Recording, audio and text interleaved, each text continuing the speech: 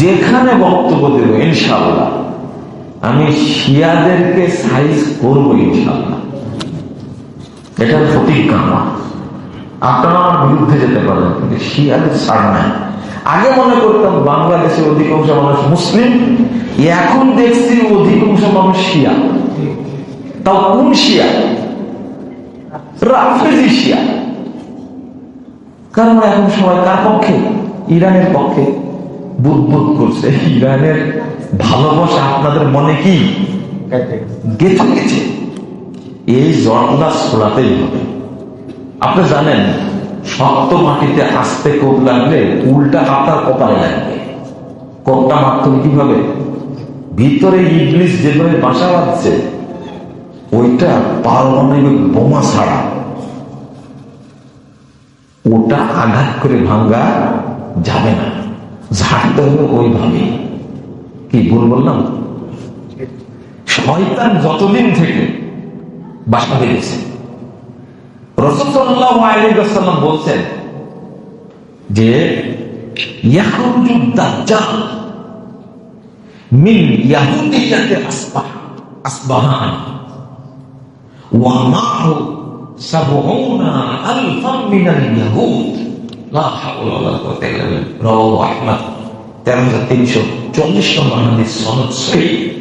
রাসূল সাল্লাল্লাহু আলাইহি ওয়াসাল্লাম বলছেন দাজ্জাল বের হবে আসবাহান শহরের ইয়াহুদি এলাকা থেকে, আর যখন বের হবে তার সাথে ৭০,০০০ প্রশিক্ষিত ইহুদি থাকবে। নাউযুবিল্লাহ। আসবাহানটা হলো ইরানের তেহরান থেকে ৩৪১ কিলোমিটার দূরে। এবার বলেন তো এই দাজ্জালকে প্রতিপালন করছে কারা? কারা? ওখানে যদি ইহুদি না থাকবে তাহলে ৭০,০০০ ইহুদি কোথায় পাওয়া যাবে?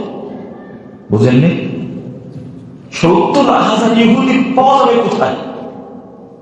সালাফরা বলে গেছেন এমনিতে যে রাফেজিরা হলো ছদ্মবেশী ইহুদি। রাফেজিরা ছদ্মবেশী কি? ইহুদি। ২ শহরে মারামারি লাগছে, এখন আপনারা বলছেন কোন পক্ষে আমরা, তাই না? ২ কুত্তা বলছেন তো, হ্যাঁ? কোনটা পক্ষে? যদি ২ শহরে মারামারি লাগে কোনটা পক্ষে হবেন আপনি? একটা পক্ষেও না। ইউক্রেন আর রাশিয়ার যুদ্ধ লাগছে, কোন পক্ষে আপনি? এক পক্ষে। আপনারা ইন্টারনেটে বিশ্লেষণ শুরু করেছেন, আর আমাকে যে পরিমাণ গালিগালাজ করেছে, গালিগুলো ১ পৃষ্ঠা একটা বইয়ের বলে ৩০০ পৃষ্ঠার বই হয়ে যাবে মোটামুটি। লা ইলাহা ইল্লাল্লাহ। শয়তান মানুষকে কিভাবে পথভ্রষ্ট করেছে! এই যে টোপগুলো সামনে দিয়েছে আর আমরা কি হয়ে গেছি? পথভ্রষ্ট হয়েছি। ভাইরাল বক্তাগুলো বলছে আরে দাজ্জাল বের হবে জেরুজালেম থেকে। কোথা থেকে? জেরুজালেম কোনটা? ফিলিস্তিন না? এটা কিন্তু শিয়ারা ঘুরে গেছে। তথ্যটা ঘুরে দিছে। দাজ্জাল যে তেহরান থেকে বের হবে এটা রাসূল বলে গেছেন, আর ওরা তথ্যটা ঘুরাই দিছে কোথা থেকে বের হবে? ফিলিস্তিন থেকে বের হবে। আপনি কি ভাবতে পারছেন, চিন্তা করতে পারছেন কত বড় তথ্য সন্ত্রাস ঘুরে দিছে? কেউ বলছে বুখারা থেকে বের হবে, অথচ হাদিস দ্বারা প্রমাণিত কয়েকটা সহিহ মুসলিমের হাদিস আসছে দাজ্জাল বের হবে কোথা থেকে? ইরানের তেহরান থেকে বের হবে, আসবাহান শহর থেকে বের হবে। তত্ত্ব ঘুরে দিছে, কারণ ওরা জানে যদি এটা প্রকাশ পায় দাজ্জাল তেহরানে আছে, তাহলে তো এমনি ইহুদি বলে, এখন আমাদেরকে তো ইহুদি বলবে। আরে তোরা তো ইহুদি, এতে কোনো সন্দেহ নাই। দাজ্জাল যখন বের হবে তার সাথে থাকবে কত হাজার ইহুদি? আপনি এই ৭০,০০০ ইহুদি কোথায় পেলেন? তারা কারা? ১৬০টা গির্জা আছে এই তেহরানে। কয়টা? ১৬০টা গির্জা আছে। আর 250 গির্জা আছে খ্রিস্টানদের, ওখানে সুন্নিদের একটা মসজিদও নাই। কেন নাই? ওরাই তো পুষতে ভালো করে।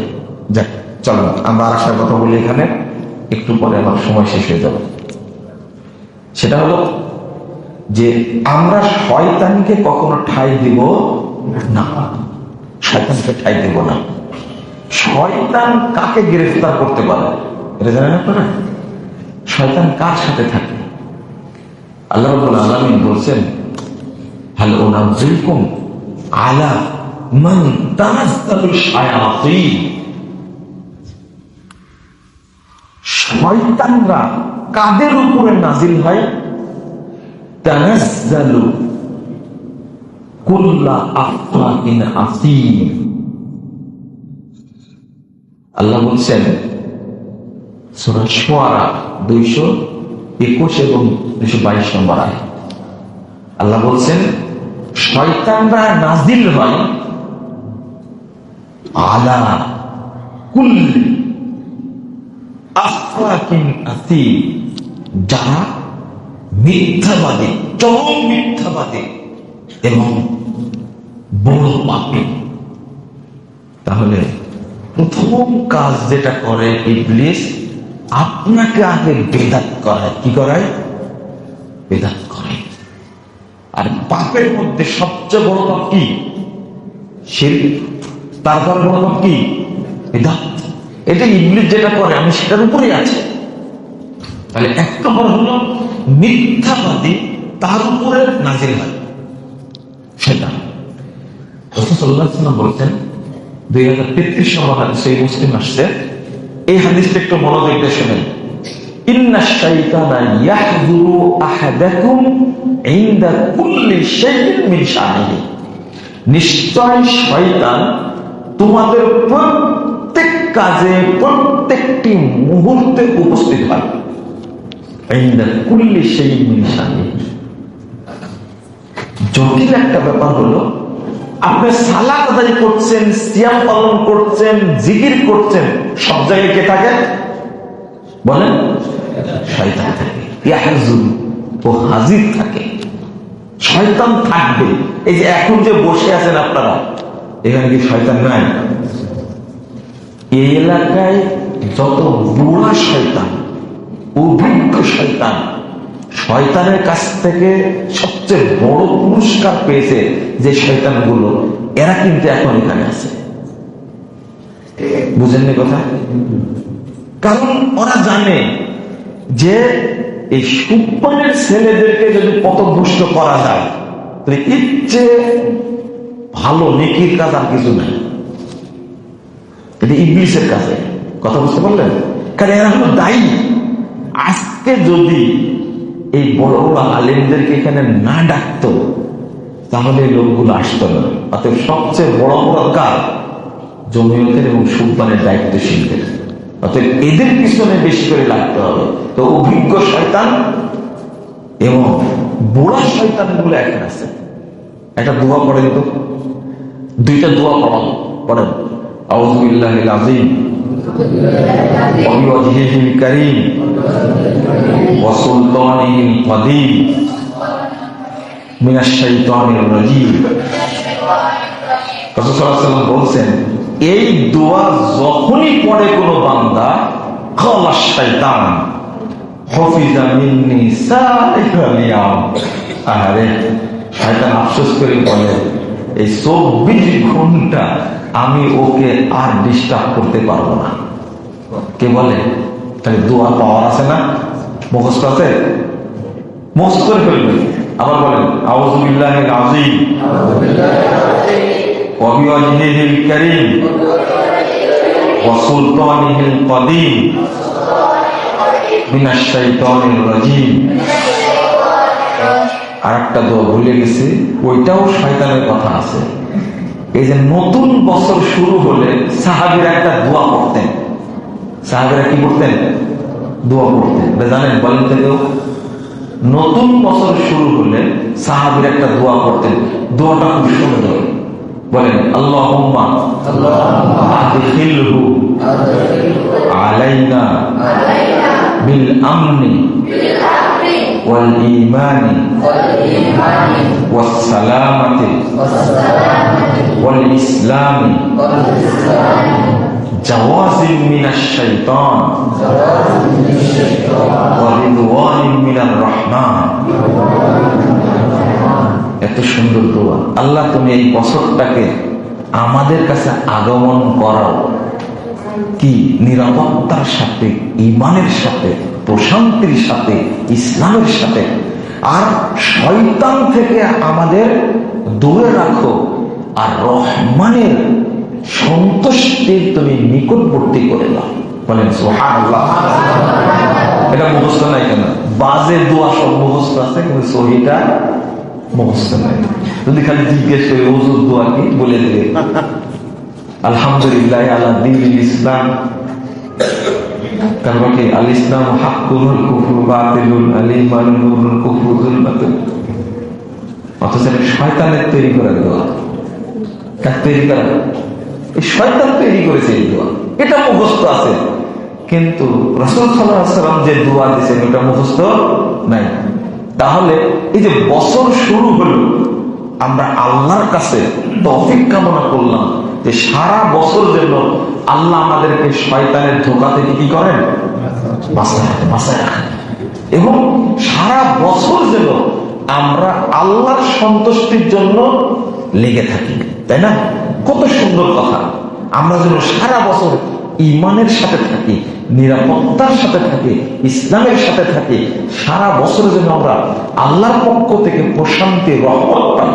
এই দোয়াটা আমাদের জানা নাই, কিন্তু শয়তান যেগুলো তৈরি করেছে ওইগুলো কি জানা আছে।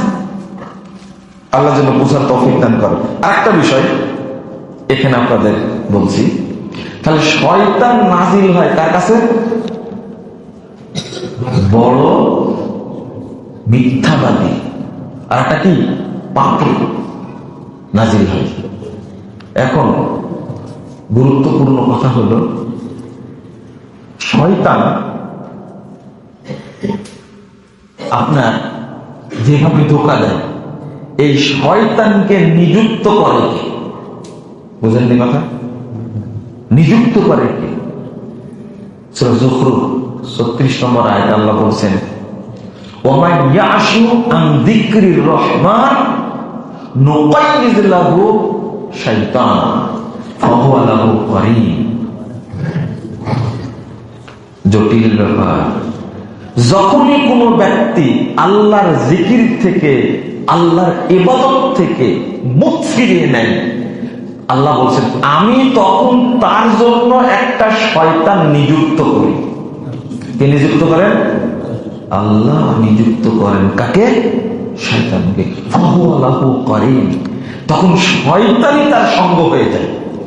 আযান হয়ে গেল, সালাত পড়তে আসলেন না, তাহলে বুঝতে হবে সাথে কে আছে? শয়তান আছে। এই জন্য আরেকটা হলো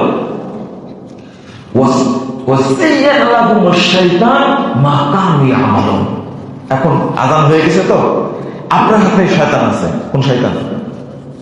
তাকান তাকান।